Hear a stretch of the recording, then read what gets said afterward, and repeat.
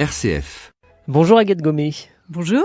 Je rappelle que vous êtes notre formatrice en discipline positive. Ce jour dans Chemin d'apprentissage, vous allez vous intéresser non pas à un concept comme souvent dans cette émission, mais un outil bien particulier qui se nomme question de curiosité. Oui, bien souvent les parents parlent trop.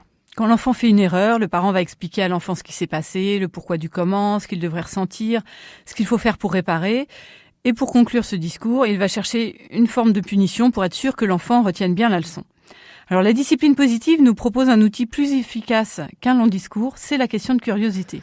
Alors par définition, une question c'est un peu de la curiosité. Qu'est-ce que vous entendez par ce terme exactement ? Quand notre enfant a fait quelque chose que l'on considère comme une bêtise, nous lui demandons généralement « mais pourquoi tu as fait ça ?»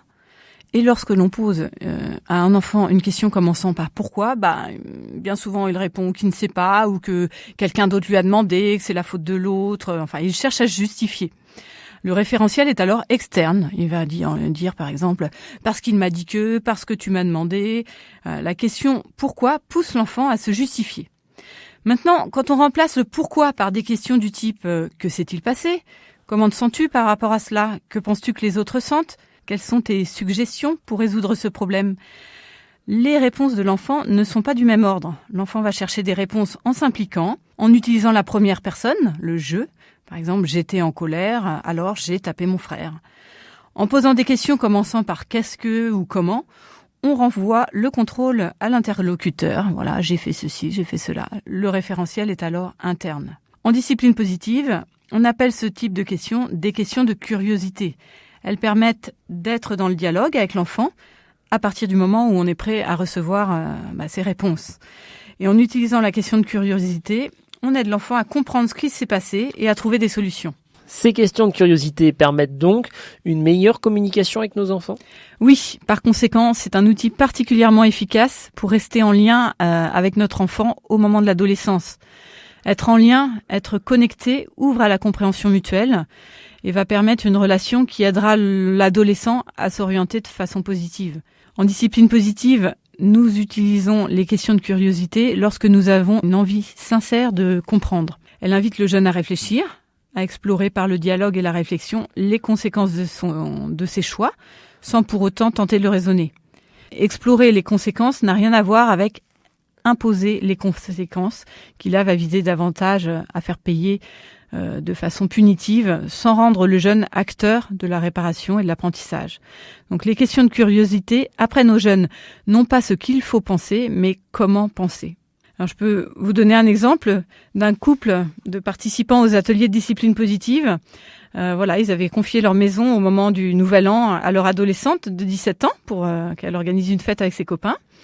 Et puis, les jours qu'on suivi, au moment du rangement, les parents ont trouvé des choses pas très légales dans la maison. Alors, les parents, sur le coup, étaient assez remontés. Il leur a fallu plusieurs semaines de pause. Voilà, on avait parlé de l'outil de temps de pause avant de pouvoir aborder le sujet calmement et sereinement avec leur adolescente. Donc là, quand ils ont abordé le sujet avec leur fille, ils ont posé des questions et ça a ouvert vraiment un dialogue constructif. Finalement, il est ressorti que la jeune, elle était elle-même embêtée par le comportement de certains de ses amis. Et si les parents étaient arrivés avec des reproches, des critiques, leur ado n'aurait sûrement pas eu la possibilité de parler avec sincérité. Avez-vous des repères pour nous aider ou pour aider les parents à formuler ces questions de curiosité ?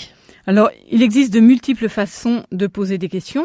À chacun de choisir les siennes en fonction de sa personnalité et de la situation.